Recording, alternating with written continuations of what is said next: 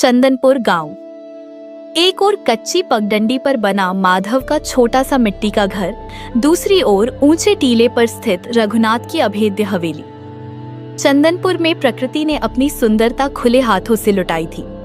सुबह की पहली किरण जब माधव के छप्पर पर पड़ती तो वह सोने जैसा दमक उठता, लेकिन इंसानी दिलों के भीतर ईर्ष्या की जड़ें किसी पुराने बरगद की तरह गहरी और जहरीली हो चुकी थीं। माधव का आंगन छोटा था, पर वहां संतोष की सुगंध थी। फटे हाल होने के बावजूद वह अपनी पत्नी सुमित्रा और बेटे आकाश के साथ सूखी रोटी के निवाले में भी वह मिठास पाता था जो 56 भोग में दुर्लभ है। इसके विपरीत गांव के दूसरे छोर पर रघुनाथ और जगदीश की विशाल हवेली थी। वहां संगमरमर के फर्श थे, रेशमी बिस्तर थे और तिजोरियां सोने से लदी थीं। फिर भी वहां की हवा में भारीपन था। वे सब कुछ पाकर भी भीतर से वैसे ही जल रहे थे जैसे सूखे जंगल में आग लगी हो। देख जगदीश, उस माधव की ढिठाई देख। कल तक जो हमारे पैरों में गिरकर 2 बैल मांगता था ताकि अपनी सूखी जमीन को जरा सा खुरच सके, आज उसके चेहरे की चमक देख रहा है जैसे कोई राजा हो। सही कह रहे हैं भाई साहब, हमारे कोठार अनाज से फटे जा रहे हैं, फिर भी रात को करवटें बदलते बीतती है। और वो देखो, उस टूटे छप्पर के नीचे माधव का बेटा आकाश और उसकी पत्नी कैसे खिलखिला रहे हैं। उनकी हंसी यहां हवेली तक सुनाई दे रही है। आखिर इनके पास ऐसा कौन सा गुप्त खजाना लग गया है जो खत्म ही नहीं होता। खजाना धन का नहीं जगदीश, खजाना इनके उस स्वाभिमान का है जिसे ये संतोष कहते हैं। ये खुद को बहुत धर्मात्मा समझते हैं। मुझे तो इनकी ये हंसी अपने मान सम्मान पर तमाचे जैसी लगती है। गांव के लोग अब हमारी चौखट पर न्याय मांगने नहीं आते, बल्कि माधव की सादगी की कस्में खाते हैं। रघुनाथ भाई, अगर ये हंसी नहीं रुकी तो लोग हमें भूल जाएंगे। लोग भूल जाएंगे कि इस गांव की तकदीर हमारी मुट्ठी में है। हमें कुछ ऐसा करना होगा कि ये माधव फिर से धूल चाटने पर मजबूर हो जाए। इसकी रीढ़ की हड्डी को तोड़ना होगा ताकि ये फिर कभी सिर उठाकर न हंस सके। बिल्कुल सही।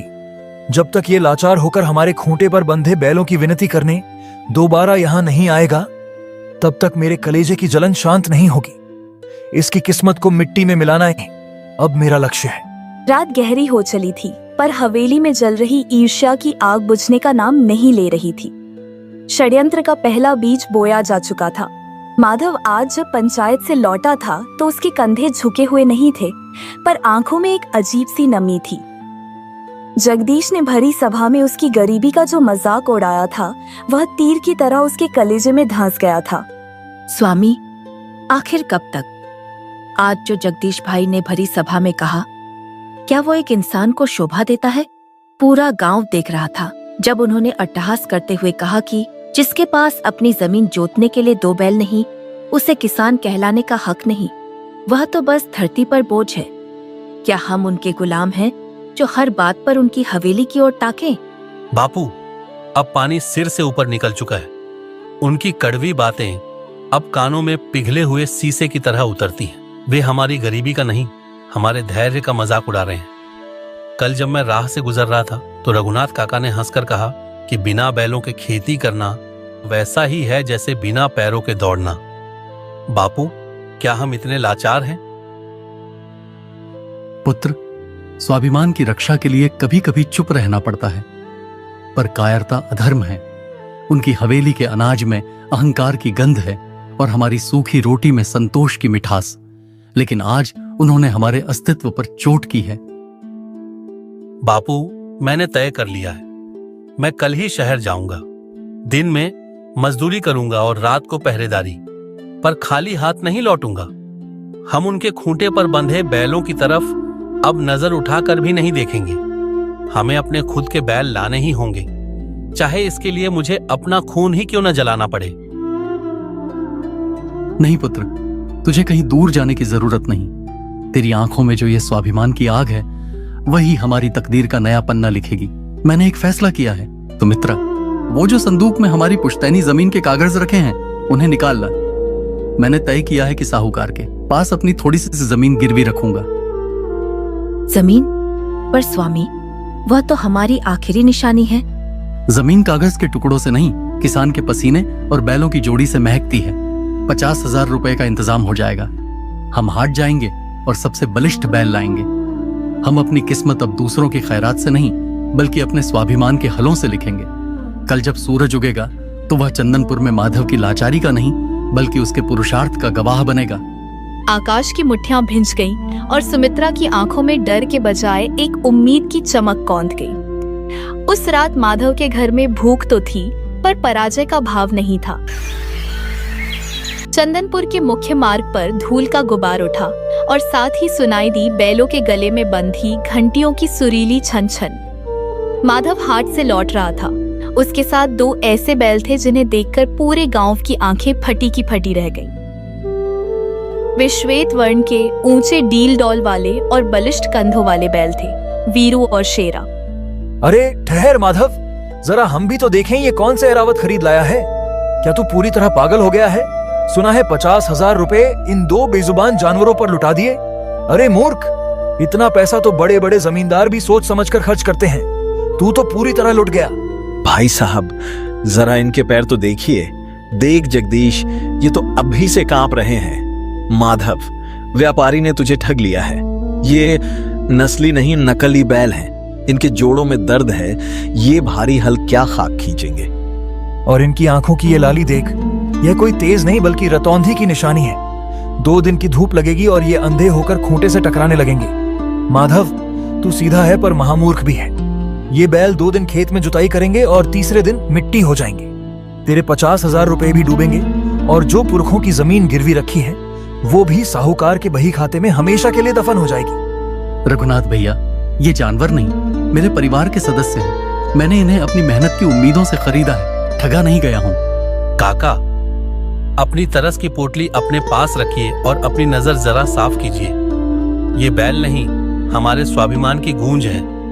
इनकी रगों में दौड़ता खून और इनकी मजबूत गर्दनें गवाह हैं कि ये मिट्टी चीरना जानते हैं। हमने इनकी जांच शहर के सबसे कुशल पशु वैद्य से करवाई है। जुबान बहुत चलने लगी है तेरी छोकरे। शहर का वैद्य क्या जाने हमारे गांव की मिट्टी की सख्ती। आप इन बैलों की चिंता छोड़िए काका, और अपनी उस जमीन की फिक्र कीजिए जो बरसों से बंजर पड़ी है, क्योंकि इस बार माधव का हल आपके अहंकार की छाती को चीर कर निकलेगा और ऐसी फसल उगाएगा कि पूरा चंदनपुर देखता रह जाएगा। ये बैल तब तक नहीं रुकेंगे जब तक हमारा कर्ज और आपका घमंड दोनों मिट्टी में न मिल जाएं। रघुनाथ और जगदीश तिलमिलाकर रह गए। उनके पास इस आत्मविश्वास का कोई जवाब न था। उनके चेहरे क्रोध और अपमान से काले पड़ गए।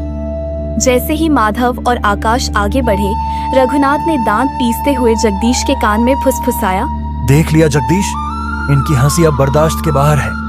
अगर इन बैलों ने सचमुच सोना उगल दिया तो हम अपनी ही हवेली में कौड़ी के हो जाएंगे। इनका इलाज अब बातों से नहीं, कुछ और ही तरीके से करना होगा। माधव के खेतों में अब हरियाली नहीं बल्कि सोना लहलहा रहा था। वीरू और शेरा की जोड़ी ने खेत की मिट्टी को मक्खन जैसा बना दिया था। चंदनपुर का बच्चा बच्चा माधव के बैलों की शक्ति और आकाश की मेहनत के गुण गा रहा था। लेकिन यह प्रशंसा रघुनाथ और जगदीश के कानों में पिघले हुए शीशे की तरह उतर रही थी। हवेली के गुप्त तहखाने में जहाँ धुएं और शराब की गंध बसी थी, रघुनाथ और जगदीश किसी हिंसक पशु की तरह छटपटा रहे थे। रघुनाथ भाई, सहने की सीमा समाप्त हो गई। आज गांव की चौपाल पर लोग कह रहे थे कि माधव इस साल हमसे दुगना लगान भरेगा। यह अपमान, 1-2 कौड़ी के किसान से हार। रघुनाथ, हारना नहीं जानता जगदीश। उस माधव की रीढ़ ये बैल है। अगर ये खंभे गिर गए तो उसकी उम्मीदों की छत अपने आप गिर जाएगी। यह काल विष है भाई, सांपों के जहर से बना, एक चुटकी चारे में, और सुबह तक माधव के स्वाभिमान की लाशें बिछी होंगी। यह पाप नहीं, हमारे अस्तित्व की लड़ाई है। रात का तीसरा पहर था। सन्नाटा इतना गहरा कि झींगुरों की आवाज भी शोर लग रही थी। दोनों भाई दबे पांव साये की तरह माधव की कच्ची गौशाला की ओर बढ़े। वीरू और शेरा चैन की नींद सो रहे थे, बेखबर कि मौत उनके नाद में परोसी जा रही है।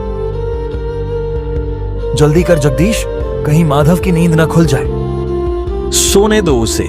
आज की नींद उसकी जिंदगी की आखिरी सुकून भरी नींद है। कल से तो उसे सिर्फ सिसकना है। जैसे ही उन्होंने चारे में वह घातक विष मिलाया, शेरा ने एक बार आंखें खोली और अपने मालिक के दुश्मनों को देखा, पर बेजुबान जानवर अपनी नियति को भांप न सका। सूरज की पहली किरण के साथ जब माधव हाथ में पानी का लोटा लिए गौशाला पहुंचा, तो उसके पैर जम गए। सामने का दृश्य किसी नरक से कम न था। वीरू जमीन पर पछाड़े खा रहा था और शेरा के मुंह से सफेद झाग निकल रहा था। उनकी आंखों की वह चमक जिस पर आकाश को गर्व था, अब पथरा रही थी। नहीं, वीरू, शेरा, उठो मेरे बच्चों। सुमित्रा, आकाश, दौड़ो, देखो मेरे बेटों को क्या हो गया। बापू, इनका शरीर आग की तरह तप रहा है। यह कोई बीमारी नहीं है बापू, किसी ने हमारे कलेजे पर वार किया है। तब रघुनाथ और जगदीश जैसे इसी पल का इंतजार कर रहे थे, वहां आ धमके। उनके चेहरों पर झूठ का नकाब था। अरे अरे, अनर्थ हो गया। माधव, हमने तो पहले ही कहा था कि ये बैल मनहूस है। देख, तेरी जिद ने इन्हें मार डाला। अब क्या करेगा माधव? 50,000 का कर्ज, जमीन गिरवी और हाथ खाली। स्वाभिमान की फसल बोने चला था, अब कंगाली की फसल काट। माधव उन दोनों की आंखों में छिपी क्रूर मुस्कान को पहचान गया। तुमने इन्हें नहीं मारा रघुनाथ, तुमने एक गरीब के भरोसे की हत्या की है। याद रखना, मिट्टी गवाह है, हिसाब यहीं होगा। उसी दोपहर वीरू और शेरा ने दम तोड़ दिया। 50,000 का भारी कर्ज और अपनी जान से प्यारे पशुओं का बिछोह माधव सहन न कर सका। उसका हृदय बैठ गया और वह बिस्तर से ऐसा लगा कि फिर कभी न उठा। कुछ ही दिनों में चंदनपुर ने एक ईमानदार किसान की अर्थी उठते देखी। आकाश अनाथ हो चुका था। वह अपनी सूनी गौशाला के एक कोने में बैठा था, जहां कभी वीरू और शेरा की ऊर्जा से रौनक रहती थी। अब वहां केवल माधव की बूढ़ी गाय खामोश खड़ी अपनी सूखी आंखों से दीवारें ताक रही थी। बापू, आप तो कहते थे कि ईमानदारी की राह पर चलने वालों का हाथ ईश्वर थामता है। फिर हमारे साथ ऐसा क्यों हुआ? उन बेजुबान बैलों ने किसका क्या बिगाड़ा था? उन पापियों ने सिर्फ मेरे बैलों को नहीं मारा, उन्होंने आपकी मुस्कान और मेरा संसार भी उजाड़ दिया। क्या इस दुनिया में दया का कोई मोल नहीं? तब अचानक गौशाला का वातावरण बदलने लगा। एक दिव्य सुगंध चारों ओर फैल गई और वातावरण में एक अनकही शांति छा गई। आकाश ने ऊपर देखा, सामने एक तेजस्वी व्यक्तित्व खड़ा था। श्वेत वस्त्र, शांत मुखमंडल और आंखों में अथाह करुणा। वे स्वयं परम संत कबीर साहिब थे। हे महात्मन, आप कौन हैं? क्या आप मेरे दुखों को देख पा रहे हैं? मेरे पिता ने कभी किसी का बुरा नहीं किया, फिर उन्हें यह तड़प तड़प कर मरने का दंड क्यों मिला? क्या ईश्वर सो रहा था जब वे पापी हमारी खुशियों में जहर घोल रहे थे? पुत्र आकाश, विचलित मत हो। जिसे तू ईश्वर का सो जाना कह रहा है, वह असल में प्रकृति का मौन न्याय है। इस संसार में पत्ता भी बिना कारण नहीं हिलता। जो कुछ भी यहाँ घटित होता है, वह कर्मों के उन सूक्ष्म धागों से बंधा है जिन्हें चर्म चक्षु साधारण आंखें नहीं देख सकती।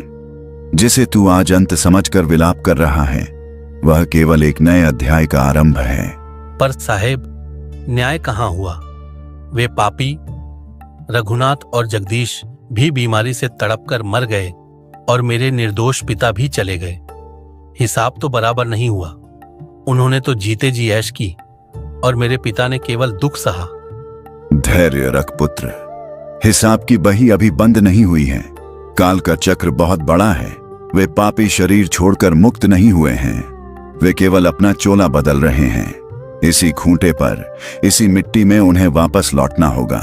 कर्तव्य का फल भोगना पड़े है सबको आए। जो बोया सो काटिए, न्याय न टाला जाए। मैं समझा नहीं साहेब, क्या वे फिर लौटेंगे? हाँ आकाश, कर्मों का कर्ज चुकाने के लिए प्रकृति उन्हें सेवक बनाकर इसी चौखट पर वापस लाएगी। जो आज जहर देकर गए हैं, वे कल पसीना बहाकर उस रण को चुकता करेंगे। परमात्मा के दरबार में देर है, पर अंधेर नहीं। तू बस अपना धर्म निभा, क्योंकि समय आने पर तू स्वयं अपनी आंखों से देखेगा कि कैसे शिकारी ही शिकार की सेवा में नियुक्त होता है। कबीर साहिब ने आकाश के सिर पर हाथ रखा और पल भर के लिए आकाश का सारा मानसिक बोझ हल्का हो गया।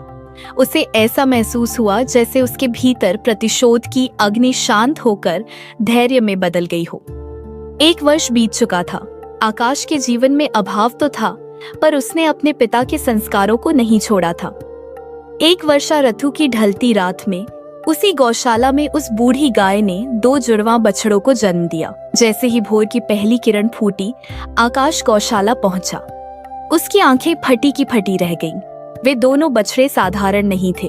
उनका रंग, उनके माथे का चक्र और उनकी ऊंचाई बिल्कुल वैसी ही थी जैसी वीरू और शेरा की थी। तभी आंगन में एक अलौकिक प्रकाश पुंज के साथ परम संत कबीर साहिब का आगमन हुआ। महाराज, गजब हो गया। मेरी गाय ने जिन 2 बछड़ों को जन्म दिया है, उनकी सूरत देख मेरा कलेजा कांप रहा है। इन्हें देखकर मुझे रह रहकर बापू के उन बैलों की याद आ रही है जिन्हें जहर देकर मार दिया गया था। क्या यह मात्र संयोग है? पुत्र आकाश, इस सृष्टि में संयोग जैसा कुछ नहीं होता। यहाँ पत्ता भी कर्मों की आज्ञा से हिलता है। गौर से देख इन्हें। क्या तुझे इनके भीतर वही छटपटाहट नहीं दिखती? साहेब, मैं समझा नहीं। ये तो नन्हे जीव हैं। अभी तो इन्होंने दुनिया भी नहीं देखी। यही तो माया का पर्दा है। ये कोई नए जीव नहीं है, बल्कि ये वही रघुनाथ और जगदीश हैं जो कल तक हवेली के झरोखों से तेरी तबाही का जश्न मनाते थे। आज वे अपनी करनी का हिसाब देने तेरे खूंटे पर लौट आए हैं। क्या वे पापी मेरे घर के पशु बनकर? साहेब, जिन्होंने मेरे पिता के प्राण लिए, जिन्होंने हमारे स्वाभिमान को मिट्टी में मिलाया, वे अब मेरे सामने हैं। मेरा मन प्रतिशोध से भर रहा है साहेब। क्या मैं इन्हें वही कष्ट न दूं जो इन्होंने हमें दिया? नहीं आकाश, यही तेरी परीक्षा है। सुन कबीर, आप ठगाइए और न ठगिए कोई। आप ठगे सुख उपजे और ठगे दुख होई। ये अब यहाँ अपनी सेवा से तेरा कर्ज उतारने आए हैं। रघुनाथ ने तेरी जमीन हड़पने की कोशिश की थी। अब वह बैल बनकर उसी जमीन को जोतेगा। जगदीश ने तेरे घर की हंसी छीनी थी। अब वह मूक बनकर तेरी आज्ञा का पालन करेगा। ये 50,000 रुपए का कर्ज चुकाने आए हैं जो इन्होंने छल से तुझ पर लादा था। इनकी सेवा करना, इन्हें सहलाना, पर याद रखना, इन पर कभी चाबुक मत उठाना। इनका दंड कुदरत ने तय कर दिया है। तू बस इन्हें इनका ऋण उतारने का अवसर दे।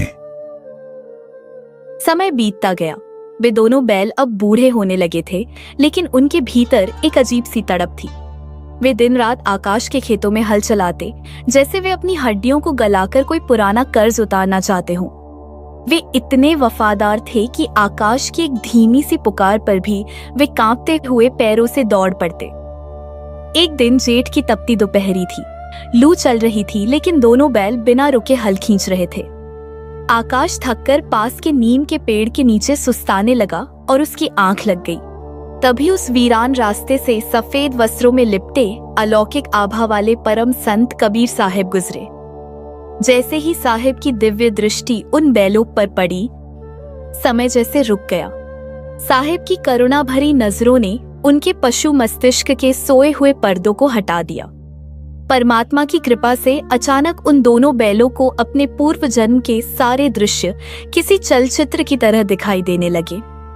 उनकी बड़ी हवेली, वे ऊंचे चबूतरे, हुक्के की गुड़गुड़ाहट और वह अमावस की काली रात जब उन्होंने जहर मिलाया था।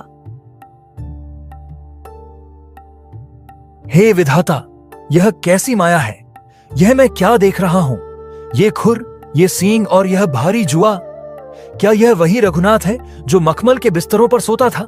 हाय, यह बालक आकाश जिसे मैंने अनाथ किया, जिसे दाने दाने को तरसाया, आज मैं इसी के टुकड़ों पर पल रहा हूं।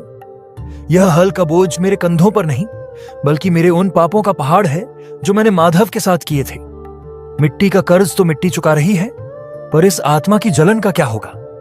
भाई देखो, सामने वही साहिब खड़े हैं जिन्होंने हमें सचेत किया था, पर हमने अहंकार के मद में इन्हें जुलाहा कहकर अपमानित किया था।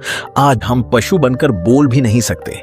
हमारी जीभ कट गई है, हम केवल रूंहासा होकर रह गए हैं। देखो भाई, आकाश के पैरों में जूते नहीं हैं और हमारी वजह से इसे कितनी मेहनत करनी पड़ रही है। साहिब, हमें इस ग्लानि से बचा लो। यह पश्चाताप हमें भीतर से जला रहा है। दोनों बैलों का शरीर कांपने लगा, उनके नथुने फड़कने लगे और गले से एक घिघियाती हुई आवाज निकलने लगी। वे चाहकर भी बोल नहीं पा रहे थे, लेकिन उनकी आंखों से आंसुओं के बड़े बड़े कतरे टपक कर उसी मिट्टी में मिलने लगे जिसे उन्होंने कभी अपवित्र किया था। अचानक वीरू रघुनाथ ने अपनी गर्दन जुए से छुड़ाने की कोशिश नहीं की, बल्कि वह रेंगते हुए सोए हुए आकाश के पास गया और उसके फटे हुए पैरों को अपनी जीभ से चाटने लगा। शेरा जगदीश जोर जोर से रंभाने लगा, जैसे वह पूरी कायनात को चिल्ला चिल्ला कर अपने पाप बताना चाहता हो। उनकी आंखों में अब जानवर वाली शून्यता नहीं थी, बल्कि एक ऐसी इंसानी तड़प थी जो पत्थर को भी पिघला दे। वे बार बार कबीर साहिब की ओर देखते और फिर अपनी गर्दन मिट्टी पर रगड़ते, मानो कह रहे हो, भगवान, हमें क्षमा की भीख नहीं, बस इस ग्लानि से मुक्ति दे दो। आकाश की आंखें खुली तो सामने का दृश्य देखकर वह जड़ हो गया। उसने देखा कि उसके दोनों बलिष्ठ बैल वीरू और शेरा कबीर साहिब के चरणों में इस तरह नतमस्तक है जैसे कोई अपराधी राजा के सामने अपनी गर्दन झुकाए खड़ा हो। उनकी आंखों से मोटे मोटे आंसू गिरकर सूखी मिट्टी को भिगो रहे थे। वे रह रहकर एक अजीब सी कराह भर रहे थे, जो किसी पशु की आवाज नहीं बल्कि किसी इंसान की सिसकने जैसी लग रही थी। साहेब, यह मैं क्या देख रहा हूँ? ये बेजुबान आज इस तरह क्यों विलाप कर रहे हैं? इनके गले से निकलने वाली यह आवाज, यह तो किसी तड़पते हुए मनुष्य की पुकार लग रही है। क्या इन्हें कोई असाध्य रोग हो गया है? क्या ये मुझे छोड़कर जा रहे हैं? पुत्र आकाश, इन्हें शरीर का रोग नहीं, बोध का ताप चढ़ा है। आज प्रकृति ने इनके विवेक के पट खोल दिए हैं। इन्हें साफ दिख रहा है कि ये कौन थे और इन्होंने तेरे परिवार के साथ क्या किया था। ये पश्चाताप की उस भट्टी में जल रहे हैं जिसकी आंच लोहे को भी पानी कर देती है।